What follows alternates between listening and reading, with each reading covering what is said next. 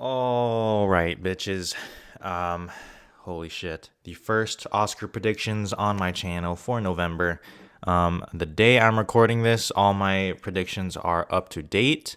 I actually recorded this like a week earlier, but then a lot of shit got announced, including Death on the Nile and Free Guy getting off the calendar, which may not seem like a lot, but at least for Death on the Nile, that had a chance at some technical categories. But everything's up to date. I don't have an outline of what I'm gonna say. I usually have at least something that I'm gonna say. So this is all off the top. I woke up like 20 minutes ago. Let's just get started. And of course, we're starting with the big boy, Best Picture, number one, The Trial of the Chicago Seven. Now, do I feel confident about this? No, not really.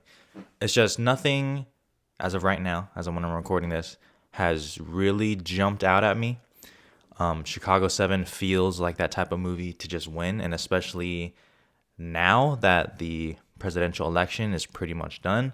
I say pretty much because, all the lawsuits and everything, we'll see, but it feels pretty much done. That may not seem like it has any correlation to it, but low key, probably does. So, and I really like Chicago 7. Check out my review on it. I really like it. I understand its flaws. I don't give a shit. So, that is my number one. Now, number two can easily fucking win. But I'm holding off just because of one thing. So, Mank reviews came out, and they're all really fucking good. They're all great for the most part, Now, that's what we expected, right? Especially from David Fincher.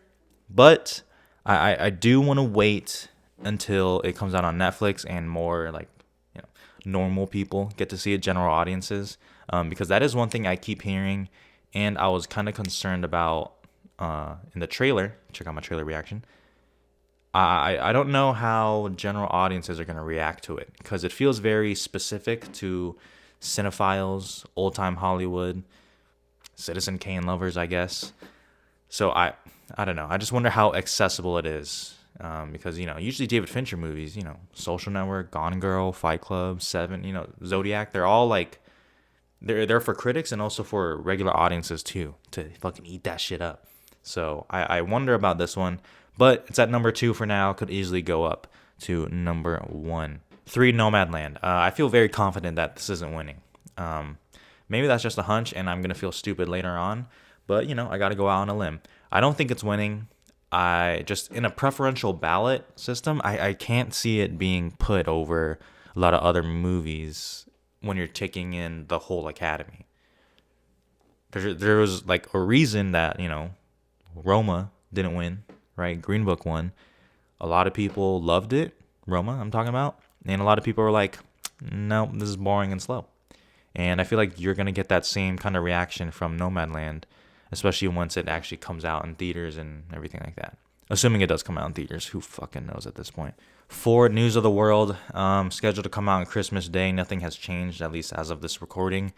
And the trailer came out and it looks really good. I think besides Mank, it has a chance to get the most Oscar nominations. I would feel pretty confident in that. And it just looks like one of those movies, it's Paul Greengrass. And it's just, it does have a slight question mark on it, obviously, because no one's seen it. But even with that, at least for now, I still feel confident in putting it above some of the others. Number five, The Father. Premiered at Sundance. It's hitting all the festival circuits and everything, and everyone's pretty much loving it. The talk of the town is fucking Hopkins, which we'll get to. But The Father is a pretty strong candidate. It feels like it's keep, kind of climbing up. I feel like it started towards the bottom of the 10.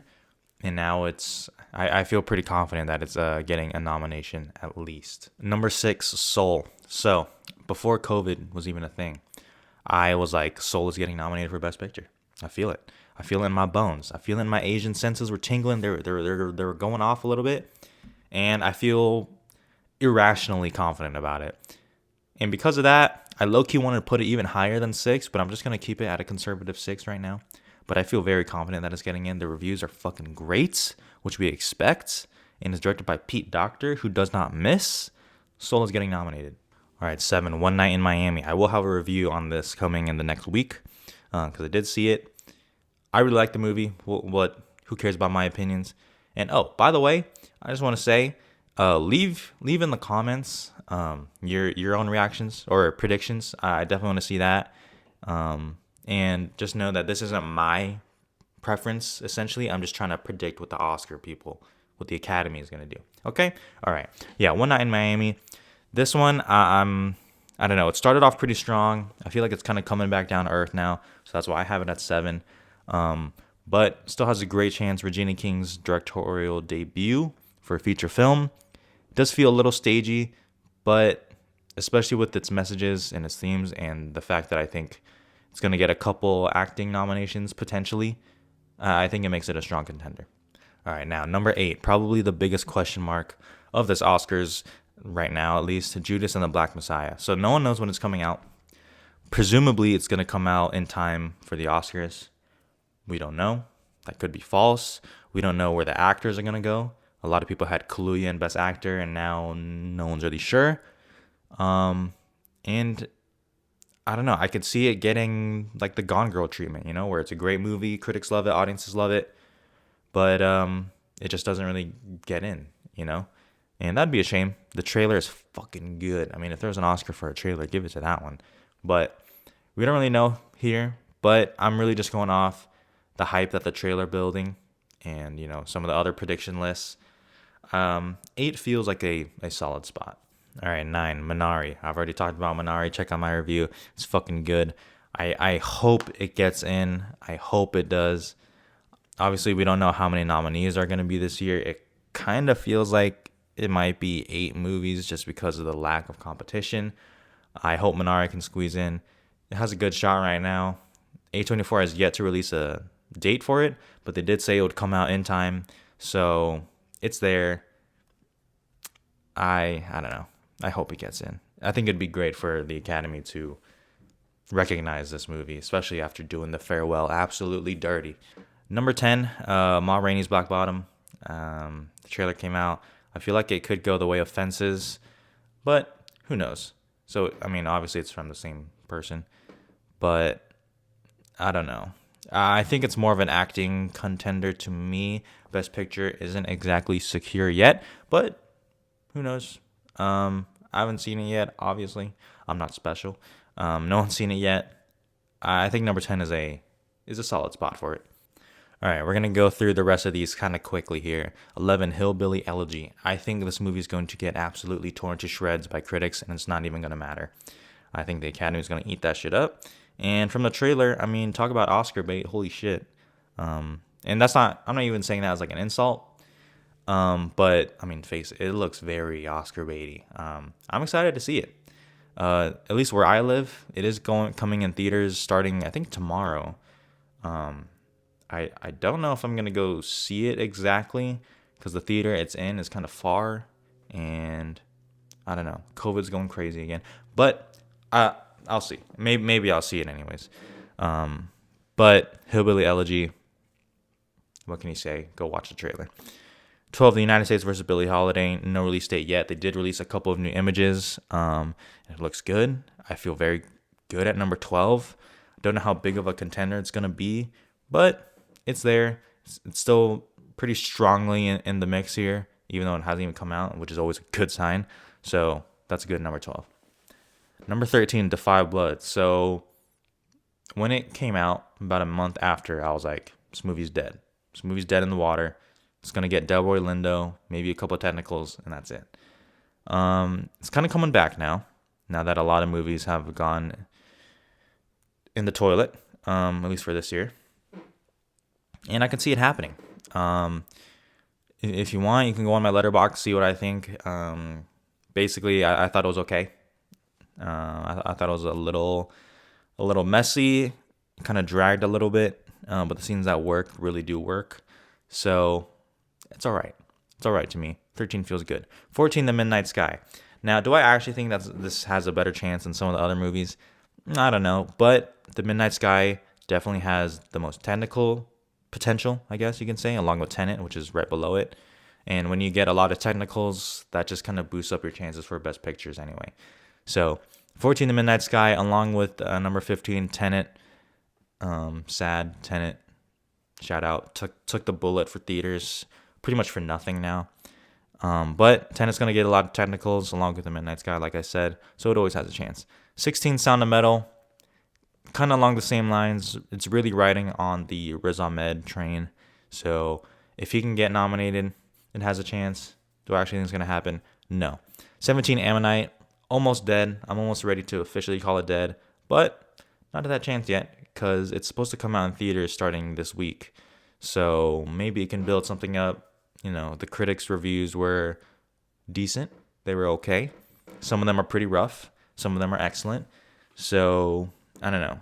And especially when you hear that it's a cold, distant movie, that it has to be really critically acclaimed. I feel like for it to go somewhere, but it's there. I know what you guys are saying. 18, Borat's subsequent movie film. You're saying what the fuck, man?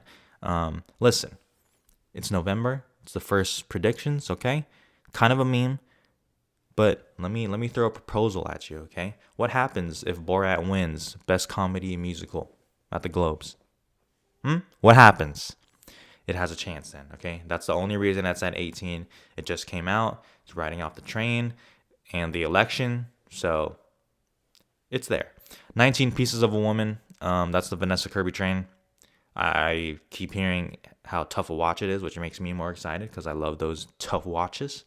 But if it's a tough watch, the Academy, they may not even finish it, which I don't even know how that's legal. Finish the movie, but yeah. And then 20, don't really pay too much attention to it. That's just Cherry, the Russo brothers, Tom Holland film coming to Apple TV Plus in January, I believe. That has a chance, but it's still a question mark. So there you go. Best Picture, Best Director, number 1, David Fincher, Mank. Feels like it's almost a done deal. It's really between him and Chloe Zhao for Nomadland. Both pretty much getting technical acclaim and critical acclaim. Everyone's talking about how amazing it is. And David Fincher, I feel like, has the narrative behind him. He's overdue for an Oscar. He should have won for The Social Network over Tom Hooper. And I think the Oscars should make Tom Hooper be the one to announce it so he can hand deliver it to him for karma. I do not like the King's Speech. All right, number 2, yeah, Chloe Zhao, like I said. Okay, everything from here on out is a toss-up, okay? Everything. 3, Paul Greengrass, News of the World. Paul Greengrass is a very good director. He has a lot of style to it. He has, I don't know, it's a little flashy with his directing to me. And whenever you're kind of flashy, that always gives you a good chance to get in. So Paul Greengrass, News of the World, feels okay. Aaron Sorkin, Child of Chicago 7. Okay, so I literally have no idea what to do with Aaron Sorkin. I have him at 4. He could so easily not get in. I mean, it almost feels like it. If it was up to film Twitter, he would not get in because some of the takes of Chicago 7 are just wild to me, but whatever. Aaron Sorkin, definitely not a lock. No way he's a lock. But I still have him at 4 just because I don't think any of the other movies have exactly had the kind of hype that Chicago 7 at least did and still does. So I still have him there. 5, Florian Zeller, The Father. The movie has a lot of, I don't know, tricks up its sleeve, I guess you could say. So that bodes well for him. 6, Regina King, One Night in Miami. She could get in, even though I don't even know if I would agree with that, just because One Night in Miami sometimes feels a little visually lacking. Feels very stagey because it is based off a play. But she did get a lot of hype when it first dropped, so she's still in there. Now, number 7, Lee Isaac Chung, Minari. I Am Biased. I hope he gets in. I think that would be well deserving. I think it's a better directed movie than Chicago 7. But it has a uphill battle to climb, whereas Chicago 7 has that front runner status right now. 8, George C. Wolfe, Ma Rainey's Black Bottom. Once again, big question mark. Along with Shaka King, Judas and the Black Messiah. I've never heard of Shaka King, but it's here. And then number 10, just for the memes, Ron Howard, Hillbilly Elegy. It has a chance. I didn't think Todd Phillips was going to get directed or a Best Director nomination, and he did over Greta Gerwig, so that's cool. Best Actress. All right, Viola Davis winning Ma Rainey's Black Bottom. You see the trailer, you see the teeth. It feels like a better version of Rami Malek's Bohemian Rhapsody, and it feels like the flashiest performance, the biggest performance. She's gonna have so much fucking energy. You know what I'm saying? You can't take your eyes off her. Her presence is going to be huge. I feel like it's her time, and that feels right. Two Vanessa Kirby pieces of woman. Like I said, she won Best Actress at the Venice Film Festival, which is a big deal. And everyone just says it's a tour de force performance, and I'm pretty sure she gives birth. So everyone keeps talking about the opening. I feel like, assuming she can get a nomination, which I feel like she will, I think she has the second best chance of winning. Three, Frances McDormand, No Man Land. This is you're going to get nominated, but you're no shot at winning. Kind of like Leo in Hollywood. It's kind of just like, you're great. We know you're great. You've already won. Here's a nomination. Four, Amy Adams, Hillbilly Elegy. Yeah, sorry, Amy Adams stands. I don't see it happening this year. I think it's another nomination for her and another loss. That's okay. She'll get them next time. Yeah, what can you say? You've seen the trailer. Five, Carey Mulligan, Promising Young Woman, coming out in Christmas, which I'm excited for. I was pretty excited to see this movie. It was originally supposed to come out in April. Obviously, that didn't happen. And now that it's in December, her chances are way higher than what it was. So that's good for her. Six, Kate Winslet, Ammonite. Once again, it's with the mixed-ish decent reviews. I'm not sure how likely her chances are, but she's definitely still in there. If this was supporting, I feel like she would definitely get in, and we'll talk about that soon. But Best Actress is still pretty stacked, so she's still in there, but she's at number 6 for now. 7, Andra Day, United States vs. Billie Holiday, doing some singing from what I saw, from what I remember off the top of my head. That always bodes well for you. If it's a Best Picture contender, you're likely going to be a contender in the actress anyway. 8, Michelle Pfeiffer, French Exit. So I saw French Exit. I didn't even review on it just because I had no motivation to do it. I don't like the movie. I thought it was very weird. It's okay at times, but it's kind of like looking at my wall over here. And I know I've said that a bunch, but it really is like looking at a wall. So, but she's still at number 8, and she feels pretty strong in there just because I think she's definitely the front runner for Best Actress Comedy Musical. At least for now, until number 9, The Prom, Meryl Streep. I think she's going lead. I have no idea. She could be supporting. I've seen a couple people put her in supporting. If that's the case, I'm going to have to fucking do over my Oscar predictions again. But she's there for now. And then number 10, Sophia Loren, The Life Ahead, on Netflix, coming soon. I hear she's really good in it. I hear the movie's okay, though. All right. Best Actor. So, this was a big change. Everyone suspected that Chadwick Boseman for Ma Rainey was going to go in supporting, and then Netflix confirmed that he is going lead. So that complicates things a little bit. I do have him at number 1 right now. 1, it looks like a great performance. 2, this isn't to be a dick or anything, but he does have a narrative behind him, obviously. And I think, especially if this is like the Academy's last chance to honor him, I feel like that could go a long way. And look, maybe he just straight up deserves it. Once we see the movie, I don't know. I have him at number 1 for now. It's really between him and Anthony Hopkins, the father, the absolute juggernaut that was until Boseman was announced lead. It's gonna be tough, even with Chadwick Boseman's passing. I feel like Hopkins is gonna be hard to deny. So that I'm really interested in what happens with that one. He's great. Just wait until you see The Father, you'll understand. 3, Delroy Lindo, The Five Bloods. The hype is still there.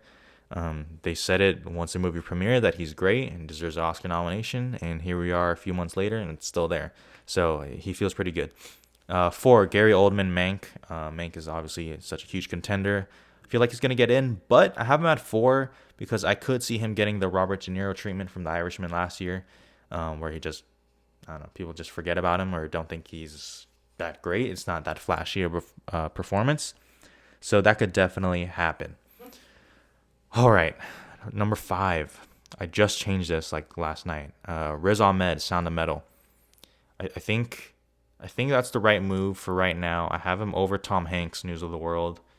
Riz Ahmed's performance is much, I don't know, more well-rounded. And I'm not saying that in comparison to Tom Hanks. Obviously, we haven't seen it. But Riz Ahmed has scenes where he's He's yelling, he's kind of crying, and then he's also much more nuanced and reserved. He's kind of hitting the balance there. And because of that, I think he will get in at number 5 for right now. And we talked about Tom Hanks. It just feels like one of those things, like a Captain Phillips, right? 7, this is another thing that changed. I had to change my Oscar predictions again. Yo, my lighting is, what the fuck? Kingsley Ben-Adir and Eli Gorey, who's playing Muhammad Ali, is getting campaign and lead. And then Leslie Odom Jr. and Aldous Hodge are getting campaign and supporting. Kingsley Ben-Adir plays Malcolm X in the movie, and I think him and Leslie Odom Jr. are the standout in that one. So he has a good chance. He's at number 7 right now. Could go up. We'll see. And then number 8, my boy Stephen Yeun for Minari. They are campaigning him in Best Actor. It is confirmed. And yeah, I guess that's really all I got to say. This is a strong 8. This is a strong top 8. So 3 of them, unfortunately, are going to get left out. We'll see what happens. 9, I just have Winston Duke for 9 Days. Everyone keeps talking about how great he is in it. I'm not sure how 9 Days is the Academy's cup of tea, but I don't know. I haven't seen it. And then 10, Tom Holland Cherry, another question mark down there. Okay, supporting actress. Glenn Close. You will get your Oscar this year. I can't wait for that to age well or poorly. Yeah, Hillbilly Elegy. She's playing the grandma, and you can see it just looks like a fucking performance. You know what I'm saying? So I think that's a solid one there. I'm not even going to talk about it that much. Amanda Seyfried, Mank. Everyone keeps talking about how amazing she is, and she will get nominated, Some people are saying that she could even win. I would hold your horses there just because Glenn Close, I feel like people are going to be more inclined to give it to her now. But who knows what happens, because last time, number 3, Olivia Colman stole it from her. Not stole it. I think she deserved it. But, you know what I mean. Olivia Colman, The Father, another great performance. That's a lock. Top 3 are locks. 4, Saoirse Ronan, Ammonite. Like I said, with Kate Winslet, if she was in supporting, that'd be good. And I feel like here, she'll get in. 5, Ellen Burstyn, Pieces of a Woman. I hear she has that, Oscar clip monologue, like a Laura Dern did in Marriage Story. And I feel like she's going to get into. I feel like this top 5 is pretty solid to me. I can't really see anyone 6 down kind of take it over, but who knows. Number 6, Helena Zengel, News of the World. I'm a little conflicted with this one. She could be the breakout hit that people were expecting, or from the trailer where she's like barely speaking, that language. I don't know if that'll turn off some voters for that, but she's there. 7, Yoon Yo-jung from Minari, the grandma. Man, it really feels like The Farewell, doesn't it, with the grandma again? But she has a chance though. Number 7, we'll see. 8, Natasha Lyonne, United States versus Billie Holiday. Not much to say there. I really know nothing about it, but she's still there, getting some hype. She could definitely move up though. I think she has the best chance of moving up.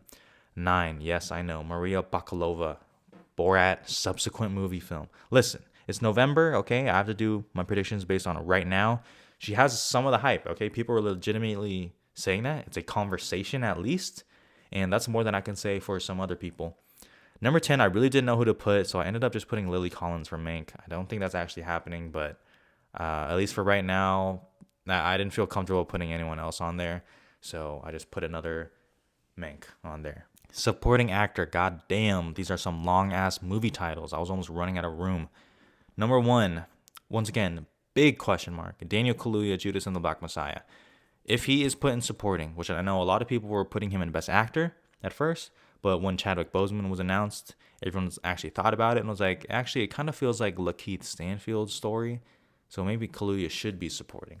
If that happens, I think he runs away with it.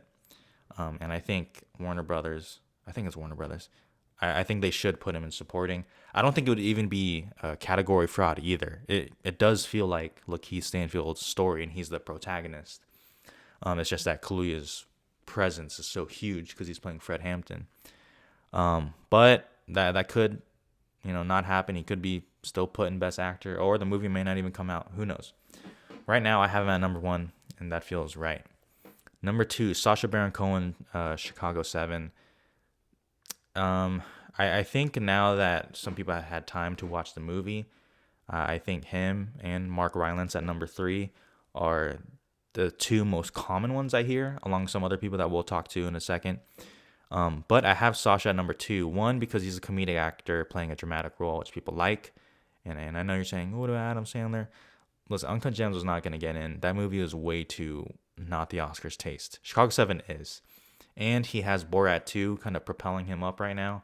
So he feels like a solid choice at number 2, at least for now. That'd be crazy if he won for Chicago 7. But whatever, we move. Mark Rylance, number 3. I actually think he gives the best performance in the whole movie. I think he's the best in it as William Kunstler, the defense lawyer. I think he's great. He's already won, though, so I don't know if they would give it to him again. But he feels pretty good for a nomination, at least for right now. Number 4, Leslie Odom Jr., One Night in Miami. Like I just said, he is being officially campaign and supporting, and he feels pretty rock solid for a nomination. He should be at number 3, but regardless, I feel like he will get nominated. He was a real standout for me playing Sam Cooke, so he is doing some singing.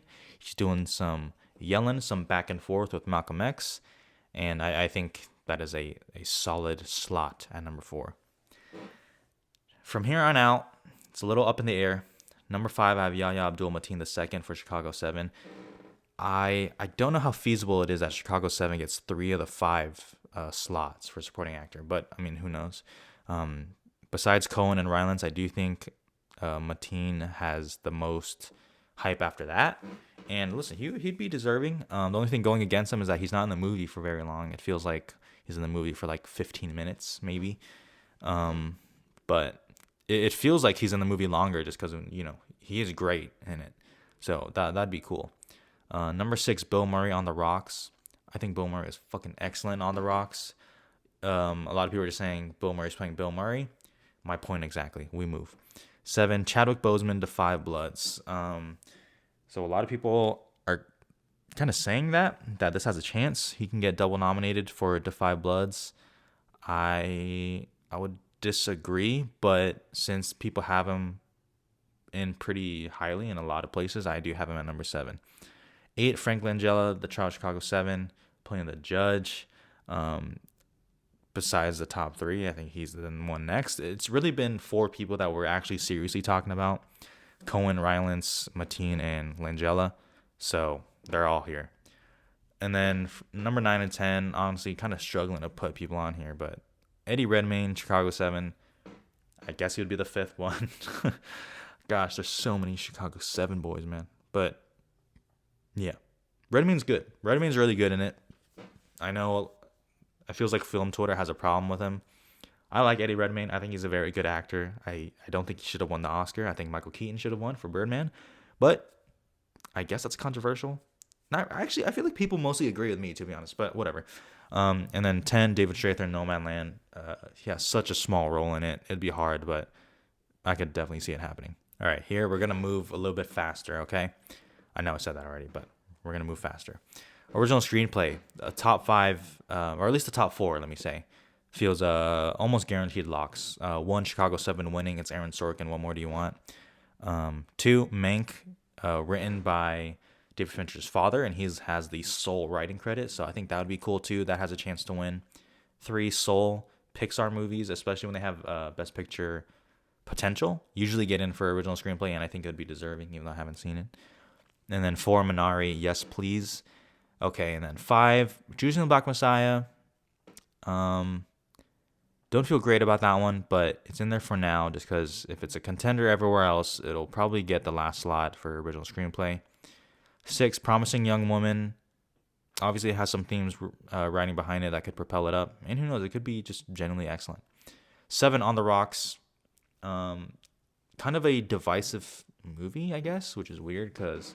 Or not weird, I totally get it. It worked for me, though. I enjoyed it. You can see my review. But it's Sofia Coppola, too. So, 8, Palm Springs. That'd be fucking awesome if Palm Springs got in. That felt like the one good movie during the really hard lockdown of quarantine, at least here in the U.S. So that was fun to watch. 9 to 5 Bloods is there. Spike Lee. 10, Never, Rarely, Sometimes, Always. Another fucking good movie. It's on HBO Max. You guys should check it out. All right. Best Adapted Screenplay. This one I'm seeing the most different answers for who's going to win. I have The Father right now. I think Hopkins is gonna boost up in terms of its screenplay. When people are thinking about it, and the fact that it kind of weaves through a lot of, I don't know, interesting areas. I don't want to spoil anything, so you'll know what I mean when you see it. I think that has a good shot of winning right there. 219 Miami, probably the most talky movie here, and for good reason. And the arguments are so riveting and compelling that I think it could easily win, but I have it at number 2 for now. 3, Nomadland. I originally had Nomadland at number 1 for a while, but now that I've seen The Father and 19 Miami, Nomadland just feels a little bit too quiet to win the screenplay.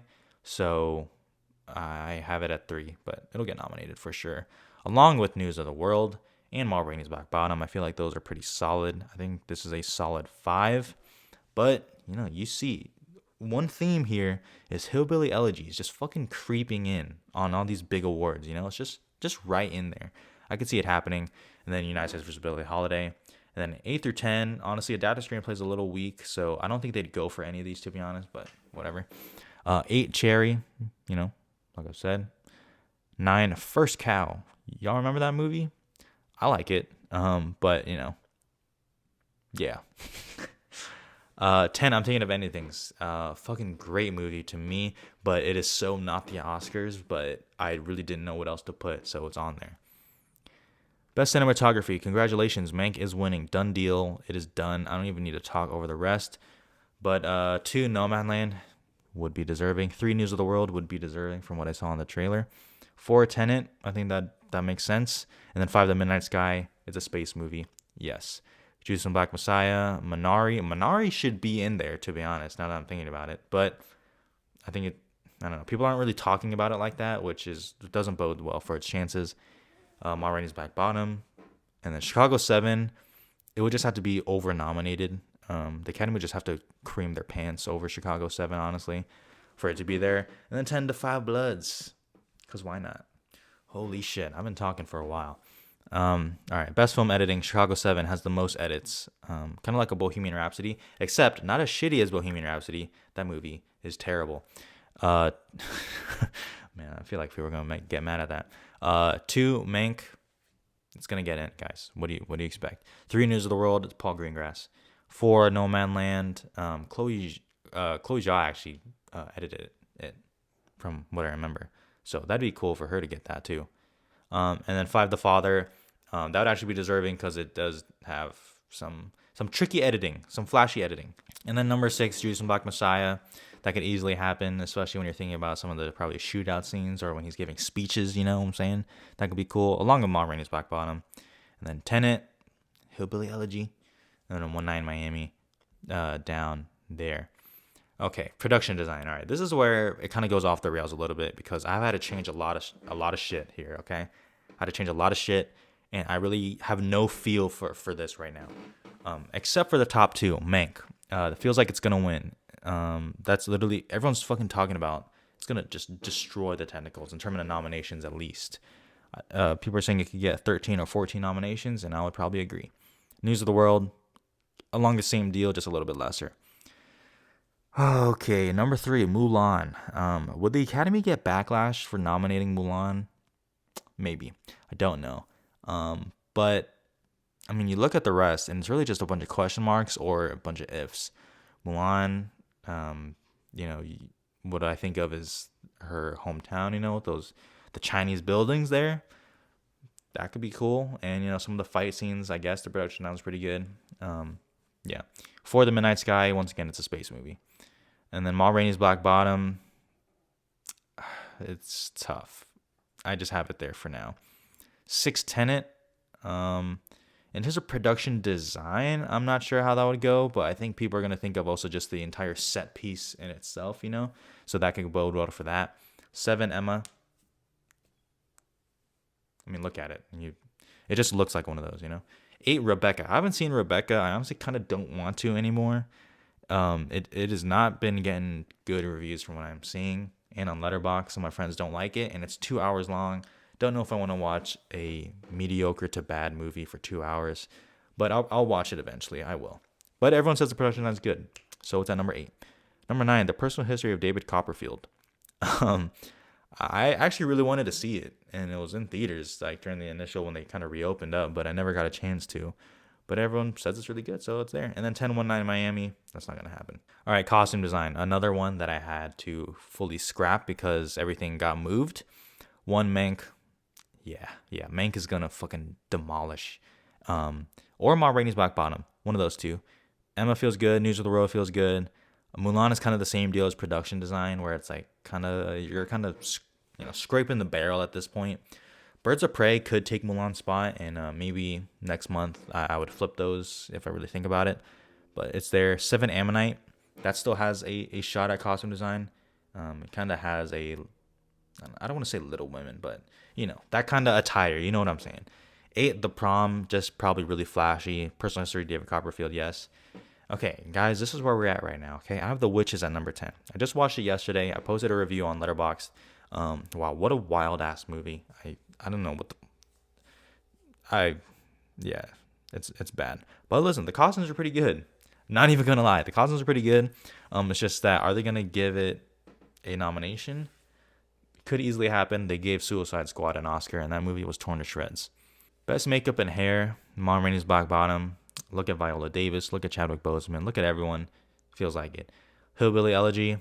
Yep, that also feels right. Glenn Close, Amy Adams. Look at them. Birds of Prey. Yep. Mank.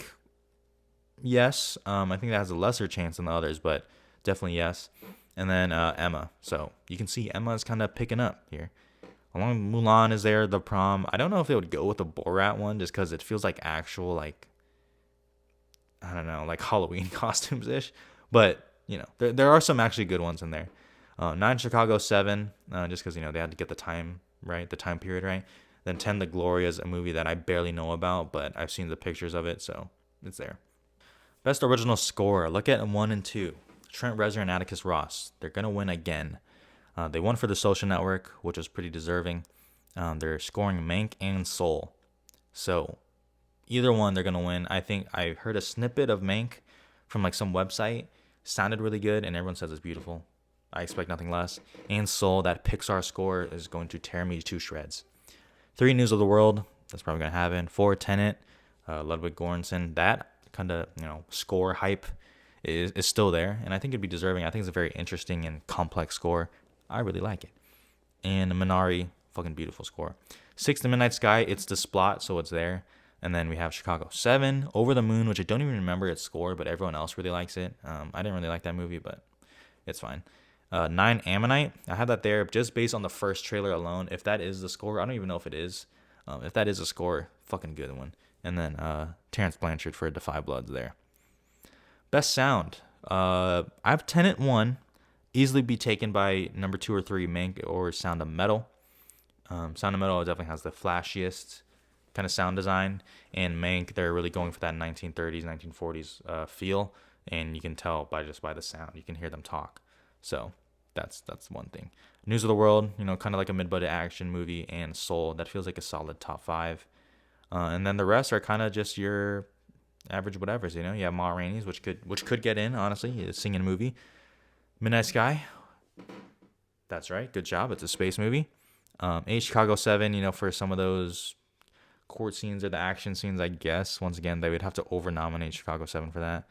9 The Prom, musical. And then 10 Greyhound, war bang bang type movie, I don't like Greyhound either. Visual effects, 1 Tenet. I'm not sure about that just because Tenet fucking bragged about how they're using not a lot of visual effects in it. But it still feels like it's probably going to win. 2 The Midnight Sky. Yep, space movie. 3 Greyhound, once again, the war bang bang movie. They're on the sea, they're shooting at each other, whatever. Wonder Woman 1984. I'm hearing it's gonna move to 2021, so I'm gonna have to change everything again. But as when I'm recording this, they haven't announced anything, so who knows with that? But I still have it there for now. And then 5 News of the World. Once again, that feels also good. And then 6 Mulan is there. 7. Oh my God, I would die if Sonic the Hedgehog got an Oscar nomination. Holy shit, I want that to happen so bad. 8 The Call of the Wild. I actually don't think the dog looks very good, but there's a lot of visual effects in it, and obviously it rides on the visual effects, so it's there. 9 Birds of Prey. 10 The Invisible Man. Yeah. Animated feature, Soul walking away with it. If anything, this feels like the most guaranteed win of all time. Whoa, not of all time. I mean, in this Oscars, in this Oscars, just like Parasite was gonna win international feature, Soul is gonna win best animated feature. It's done. Wolfwalkers. I watched Wolfwalkers. It's a good movie. It deserves to be at number 2 at least for now. Over the Moon, still getting that hype. Don't really like it. 4 onward. Pixar probably get double nominated, and then 5 The Willoughbys. I fucking hate The Willoughbys. I think it's terrible. uh, 6 Earwig and the Witch. That's Miyazaki's son. They're doing Studio Ghibli. It's like a C or not CG, 3D animated, or I guess CG. Yeah, animated movie versus like hand drawn 2D, which they usually do. 7 The Croods: A New Age coming out later this month on Christmas. Are you gonna watch it? I'm not. 8 Connected. I don't even know if this movie's still happening or coming out, but it was still there. 9 Trolls World Tour, the most important movie of the year, and then Bombay Rose is there. Original song. I'm gonna briefly go over this because who fucking knows. Speak Now, One Night in Miami. That's probably gonna win. It is a very good song, and it's what else is gonna win? Rocket to the Moon, Over the Moon. Yeah, it's fine. Hear My Voice, Chicago 7. Cool. I don't know what's coming out from the prom, but it's the prom, so it feels like it's gonna get in. And then I guess there is a song from The Life Ahead that is really good that people are talking about, so it's all there. And then the rest are just whatever. There is a song from Wolfwalkers that's pretty good too. That can happen. And if Eurovision happened, wow, that'd be fucking awesome. Documentary feature. I'm the worst person to ask about this. I've only seen like 2 of these here. I've seen Dick Johnson Is Dead. I thought it was okay, but I wasn't in the right state of mind to watch that movie. I was dead tired and almost a little nauseous, to be honest. But I watched it anyways. I may rewatch it. Boy State's great. That's a really good documentary. And then Crip Camp, Totally Under Control, the COVID documentary, and The Dissident, all there. 76 Days, that's the COVID documentary from Wuhan, China. And then the rest are kind of up in the air too. All right, so that is it for the Oscar predictions. Holy shit, I wonder how long this video is going to be. I've been talking for a while. If you actually managed to stay to the end, which I doubt anyone did, but if you did, thank you for watching. Okay, thank you. Once again, please let me know down in the comments your predictions too. I definitely want to hear it. But yeah, I guess that'll be it. Stay tuned. My One Night in Miami review will come out later this week. And yeah, I guess that'll be it. Take care. Stay safe. COVID's going wild again. But yeah, take care. Bye.